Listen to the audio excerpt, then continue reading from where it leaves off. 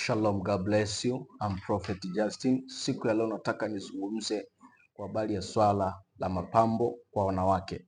Ukisoma maandiko kwenye kitabu cha Petro wa kwanza sura ya 3 na ule mstari wa 3 anasema, kujipamba kwenu kusiwe kujipamba kwa nje, yaani kusuka nywele na kujitia dhahabu na kuvalia mavazi. Kwa hiyo maandiko yamekataza mwanamke kujipamba na kusema kwamba eti kujipamba kwenu kusiwe kwa utu wa nje tu. Kama angetumia neno tu, tungesema kwamba kumbe mwanamke anaruhusiwa kujipamba, but for the same time anatakiwa pia aukumbuke utu wake wa ndani. Lakini maandiko yameenda direct kwamba kujipamba kwenu kusiwe kwa utu wa nje. Hili ni katazo ambalo halihitaji nyongeza yoyote. Kwa kusema hivi, ni wazi kabisa kwamba mwanamke huruhusiwi kujipamba kwa kitu chochote kwenye mwili wako. Lakini pia ukisoma kitabu cha Timotheo wa kwanza sura ile ya 2 na ule mstari wa 9 anasema, vivyo hivyo wanawake na wajipambe kwa mavazi ya kujistiri pamoja na adabu nzuri na moyo wa kiasi, si kwa kusuka nywele wala kwa dhahabu na lulu wala kwa nguo za thamani. Kwa Mungu alionya kwa kinywa cha Petro juu ya swala la wanawake kujipamba, lakini pia Mungu anaonya kwa kinywa cha Paulo kwa habari ya swala la wanawake kujipamba. Bado anaendelea kukataza na anasema pambo pekee ambalo linatakiwa kwa mwanamke ambaye ni Mkristo ni mavazi ya kujistiri pamoja na adabu nzuri. Leo makanisani watu wako tu wamekaa na mapambo, na ukiwatolea maandiko wanakwambia, unajua hayo maandiko yalikuwa yanawahusu watu fulani, sio sisi, yalikuwa ni kwa ajili ya wakati fulani. Na hii ndio shida ya Wakristo wengi. Wakiona kuna maandiko yanawabana kwenye dhambi ambazo hawataki kuziacha, wanajitetea kwamba hilo andiko halituhusu sisi. Lakini kuna maandiko mengine ya baraka humu kwenye kitabu cha Timotheo wanayatumia, lakini wakiona yanawabana wanasema hayawahusu. Kwa Mungu amekataza swala la wanawake kujipamba. Ziko sababu nyingi za Mungu kukataza wanawake kujipamba.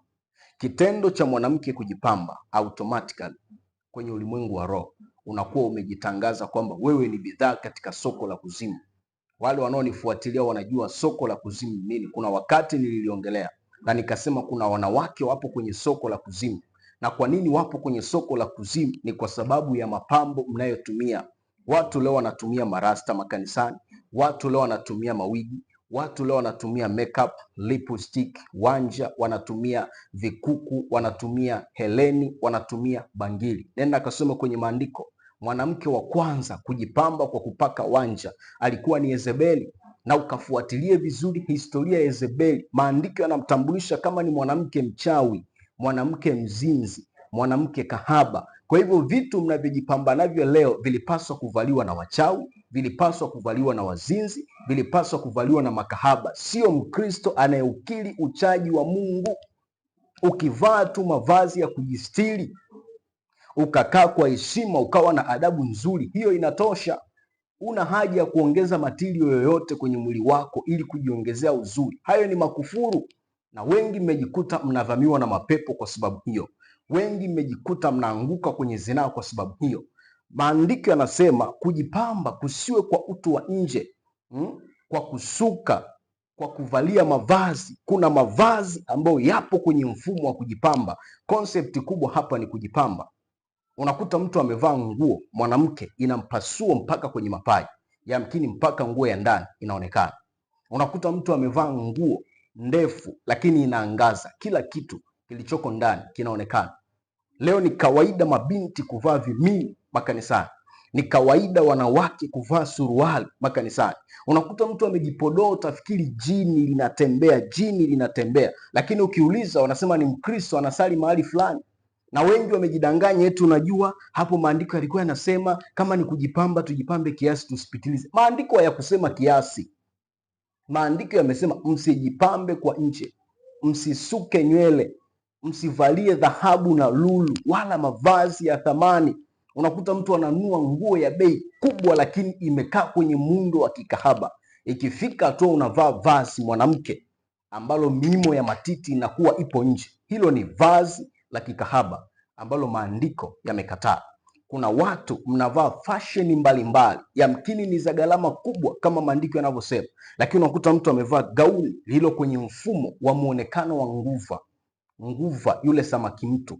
Unakuta mtu aliyokoka ameenda kushonesha amevaa, na wengi huwa mnatumia kwenye send off, wengi huwa mnatumia kwenye harusi. Hata mashela mengi yanayovaliwa kwenye harusi ni ya gharama kubwa, lakini hayana utukufu wa Mungu, kwa sababu viungo vingi vya wanawake huwa vinakuwa vinaonekana viko nje hadharani, kila mtu anaviona, mpaka wazazi wako wanaokuwa kwenye hiyo sherehe wanaona. Kwa hiyo ni kana kwamba umeenda kutangaza biashara ya mwili wako, na ndio maana nikasema unakuwa kwenye soko la kuzimu. Kwa sisi hatuwezi kupindisha kile maandiko yamesema. Mungu ametuleta kwenye hizi nyakati ili kuhakikisha tunasimamia kile maandiko yamesema. Kama kuna watu duniani ambao wanasimamia sheria, sisi tupo kusimamia neno la Mungu, kuhakikisha kwamba linatimizwa kwa hali zote na kuwapembua walio wa Mungu na walio wa mashetani, kuwaweka pembeni ili injili iweze kwenda sawa sawa.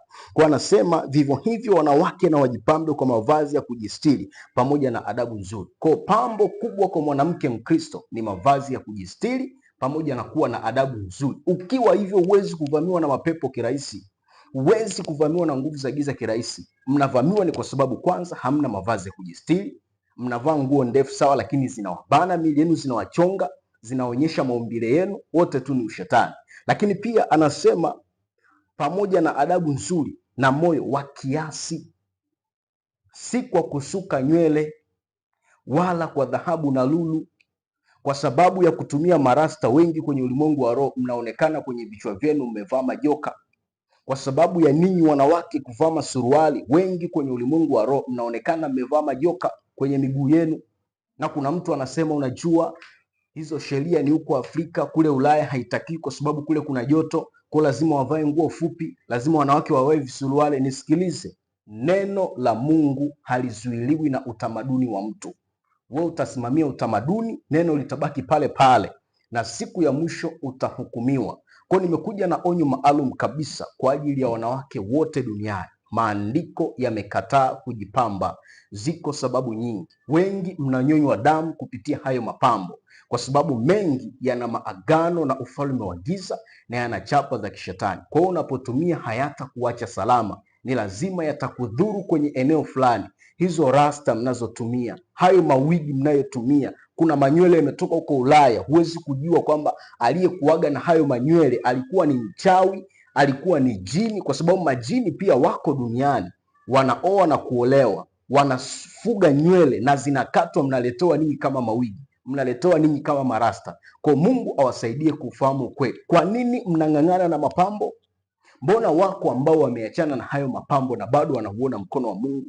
Kwa kitendo cha mwanamke kung'ang'ania mapambo na kuyatetea ni dalili ya wazi kabisa na roho ya uzinzi, roho ya uasherati, roho ya ukahaba. Hata kama anajisema mbona mimi sina tamaa, ila kitendo cha kuyang'ang'ania automatically ni kwamba roho ya Yezebeli iko ndani yako.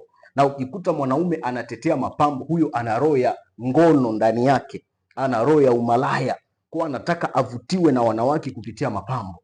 Kwa mapepo, kuna kitengo maalum kuzimu ambacho kinafanya kazi ya kusimamia mapambo yote mnayoona leo. Sasa mimi nitaongea kama nabii, kwa sababu Mungu anampa nabii kufahamu siri za ulimwengu wa roho. Kuna kitengo maalum kuzimu ambacho kinasimamia mapambo ya wanawake duniani kote, na unapotumia tu mapambo, wengine mnawaharibu watoto wenu wakingali wako wadogo.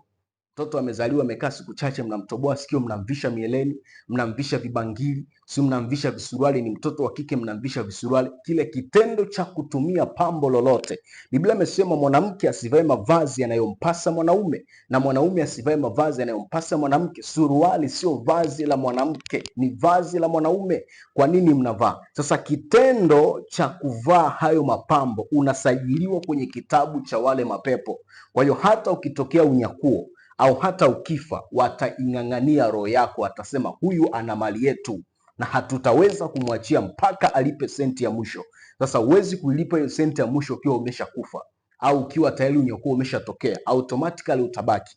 Kwa Mungu akusaidie na Mungu akupe neema. Usipende kung'ang'ana na vitu ambavyo havina utukufu, vitakupeleka kuzimu.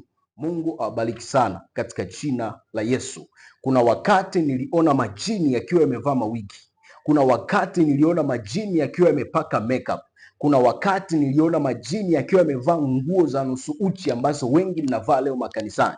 Kuna wakati niliona viungo vya wanawake mahali fulani, nikamuuliza Mungu, hiki kitu manake ni nini? Mungu akaniambia hivi viungo vimemilikiwa kutoka kwa wanawake kutokana na mapambo wanayotumia kwenye hivyo viungo. Ukivaa pete kwenye kidole, kidole chako kinamilikiwa kuzimu.